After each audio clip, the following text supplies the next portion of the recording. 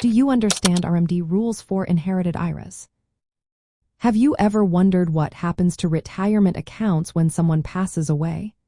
Specifically, if you inherit an individual retirement account, or IRA, you need to understand the rules around required minimum distributions, or RMDs.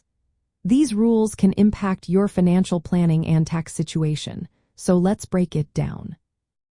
When you inherit an IRA, the rules for withdrawing funds depend on several factors. First, your relationship to the original account owner matters.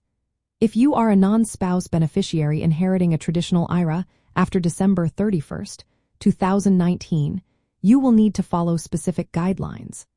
The Internal Revenue Service requires that the entire account be fully distributed within 10 years of the original owner's death.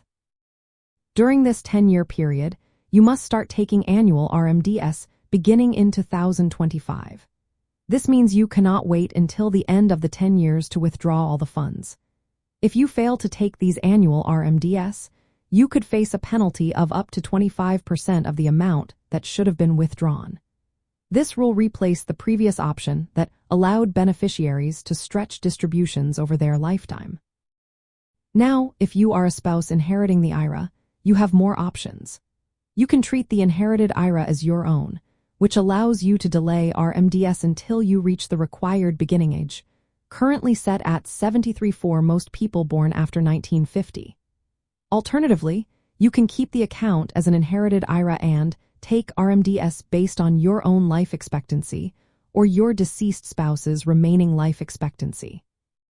If your spouse had already begun taking RMDs before their passing, you may also choose a 10-year withdrawal period with annual RMDs. Inherited Roth IRAs are a bit different.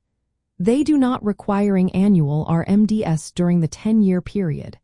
This means you can let the account grow tax-free and withdraw funds at the end of the 10 years without tax consequences.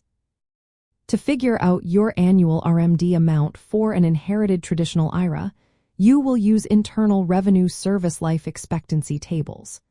The calculation involves dividing the IRA account balance at the end of the previous year by a life expectancy factor based on your age. This amount is the minimum you must withdraw for that year. Understanding these rules is essential for planning your distributions effectively. Taking only the minimum RMD each year could lead to a large taxable withdrawal in the final year of the 10-year period.